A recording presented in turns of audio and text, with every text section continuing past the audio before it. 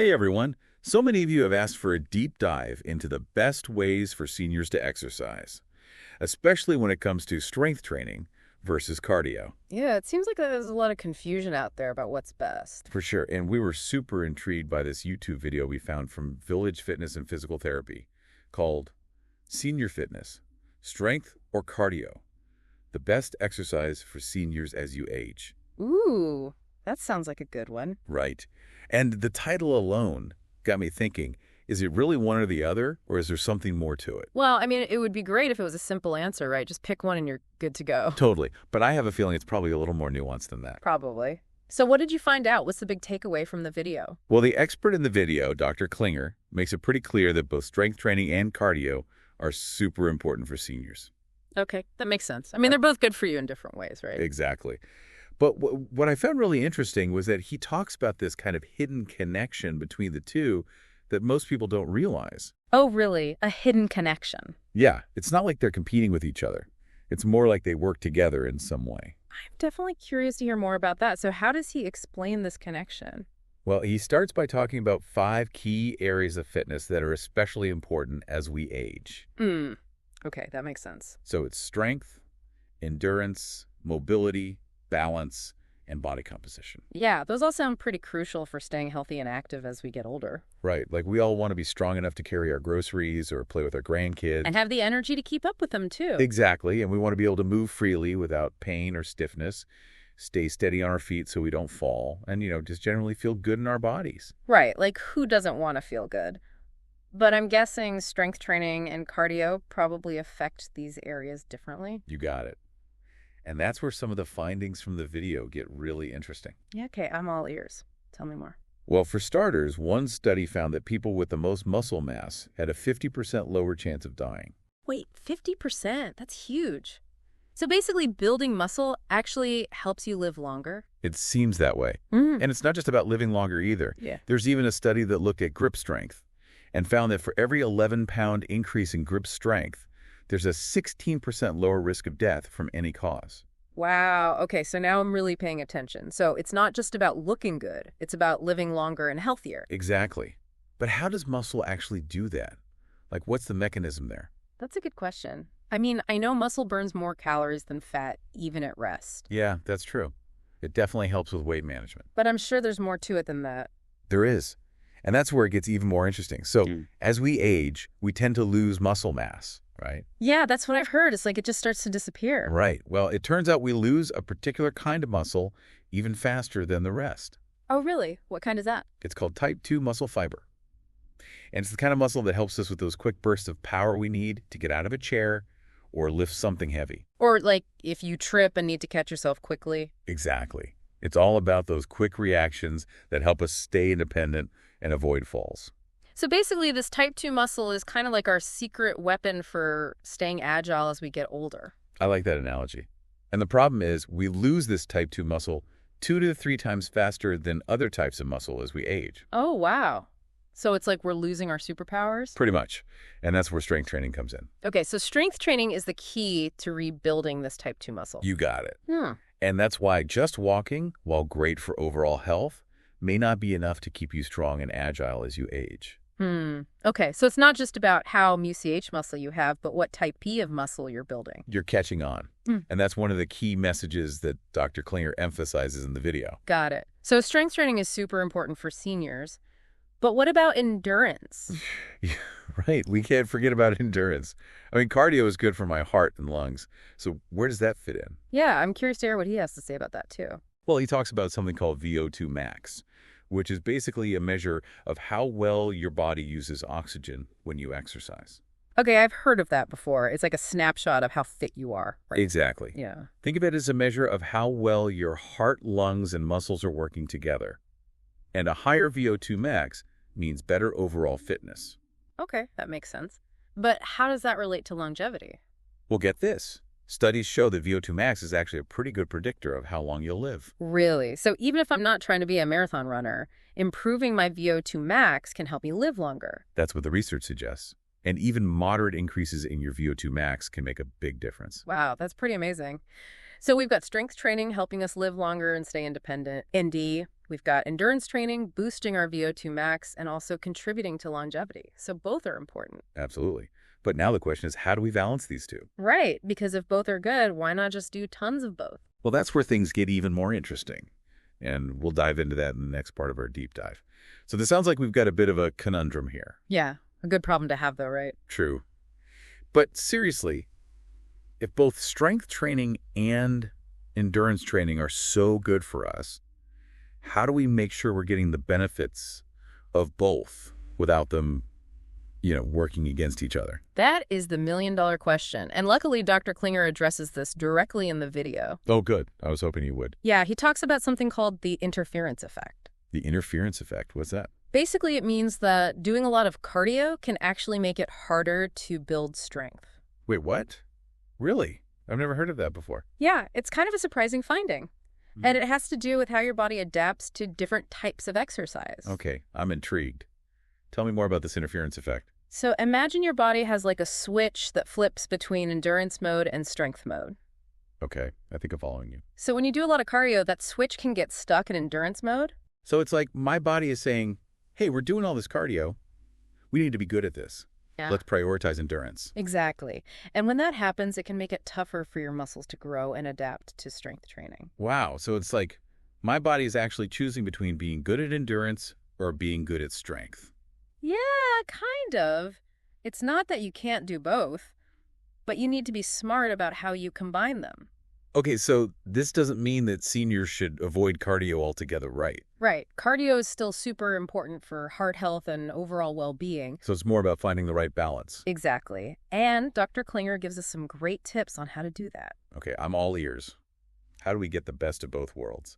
Well, first, he recommends trying to separate your strength training and cardio workouts by at least 3 hours. Okay, so give your body enough time to recover and switch gears between the two. Exactly. Second, he says to keep your cardio workouts at a low intensity. How low are we talking? Think of it as the talk test. You should be able to hold a conversation while you're exercising. Okay, that makes sense. I could definitely do that. And third, if you're really serious about building strength, he suggests prioritizing strength training over high-intensity cardio. Got it. Separate, low intensity, and prioritize strength. Easy enough to remember. But what does all of this look like in a real workout routine? Well, Dr. Klinger actually lays out a sample training program in the video. Oh, perfect. Tell me more.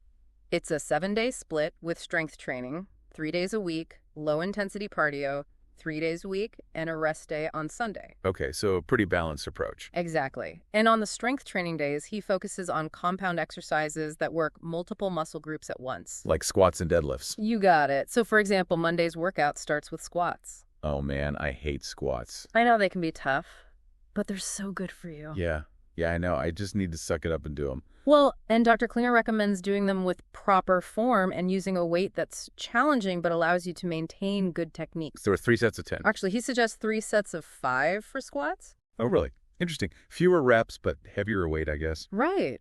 It's all about quality over quantity. Makes sense. So squats on Monday. What else? Then you move on to deadlifts, which are another amazing exercise that works your back, glutes, and hamstrings. Okay, I'm starting to see why these were called compound exercises. They really hit a lot of muscles at once. Exactly. And for deadlifts, he recommends 1 set of 5 going as heavy as you can with good form. Wow, 1 set of 5. That's intense. It is. Yeah. But remember, we're trying to build strength here. And to round out Monday's workout, you do overhead presses, which work your shoulders and upper back. Okay, so squats, deadlifts, and overhead presses. That's a pretty solid workout. It is. And all 3 exercises target those important type 2 muscle fibers that we were talking about earlier. So we're building strength A&D, preventing falls at the same time. Exactly. Now for Wednesday's strength training workout, you start with squats again. More squats. All right. I'm getting the message. But this time it's 3 sets of 8. Okay, so a little lighter weight, but more reps. Exactly. Then you move on to push-ups and pull-ups, which target your chest, back, and arms. I can do push-ups, but pull-ups are a whole different story. They can be tough. But if you can't do a full pull-up, you can always modify them by using a resistance band or an assisted pull-up machine. Good to know. So squats, push-ups, and pull-ups. What else is on the menu for Wednesday? He also adds in a single-leg deadlift variation for balance training. Single-leg deadlifts. Those sound even harder than regular deadlifts. They can be, but they're a fantastic way to build strength and stability in your legs and core, which is super important for preventing falls. Okay, I'm convinced I'll give them a try. So how many reps for those? He suggests 3 sets of 10 on each leg. Got it. So that's Wednesday. What about Friday? Friday starts with, you guessed it, squats. Of course. 3 sets of 5, I presume. You know it.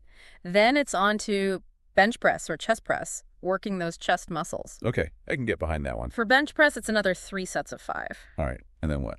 Then you finish up with 1 set of 5 heavy deadlifts and Peterson step-ups, which are another great exercise for balance. Peterson's step-ups. What are those? They're basically like stepping up onto a platform with one leg and then lowering back down. Sounds like a good way to challenge my balance. It is. And you'll do 3 sets of 10 on each leg. Wow, okay, so 3 days a week of some pretty serious strength training. And what about those low-intensity cardio days? So Tuesdays, Thursdays, and Saturdays are all about low-intensity cardio, ideally for 45 to 60 minutes. What kind of cardio does he recommend? He suggests walking, hiking, swimming, or cycling, anything that keeps you moving at a conversational pace. Ah, yes, the talk test. Yeah, exactly.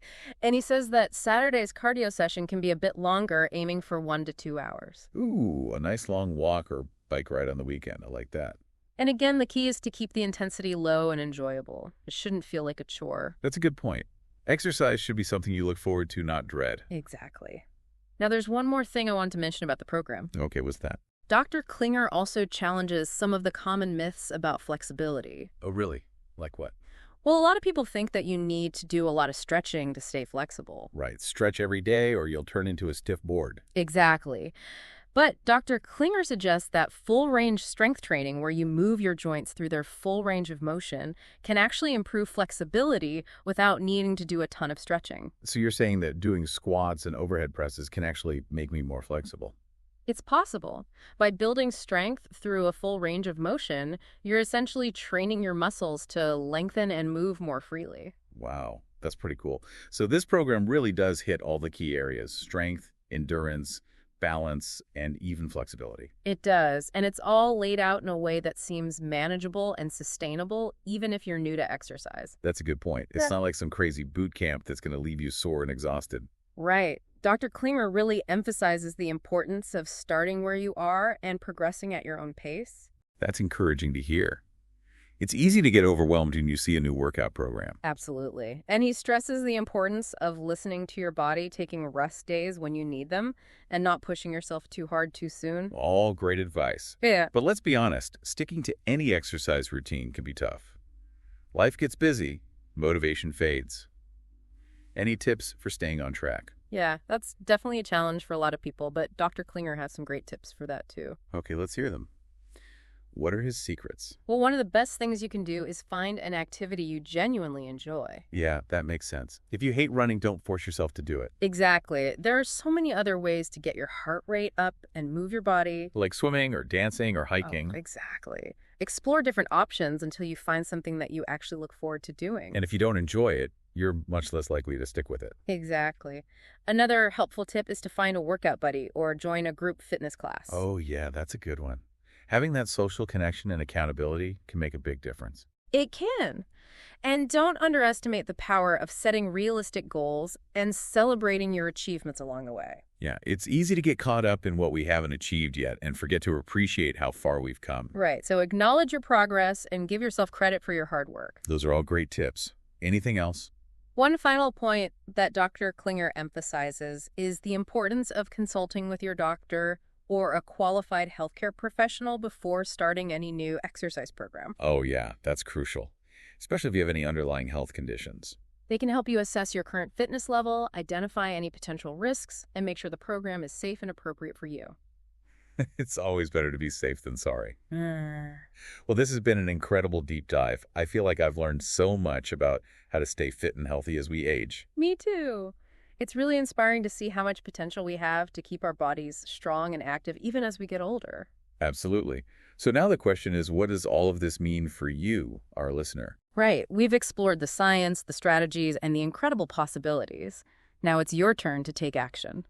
So what's the one big takeaway you hope our listeners will walk away with today? That's a good question. I think for me, it's that it's never too late to prioritize your health and fitness. We often think of aging as this time of inevitable decline. Right, like it's all downhill from here. Exactly. But this video really challenges that notion.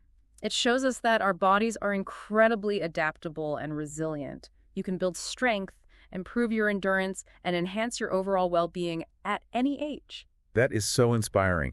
And it sounds like strength training in particular is a real game changer for seniors. It's not just about getting stronger. It's about maintaining your independence, preventing falls, boosting your metabolism. And improving your balance. Oh, yeah. And even enhancing your cognitive function. Exactly. It's about living a longer, healthier, and more fulfilling life. And while endurance training is still important for heart health and longevity, Right, of course. it's crucial to approach it strategically. For sure. Keep the intensity low and prioritize strength training if you really want to reap the benefits. This deep dive has been amazing. I feel like I've learned so much about the science of aging and the incredible potential of our bodies to adapt and thrive. Me too.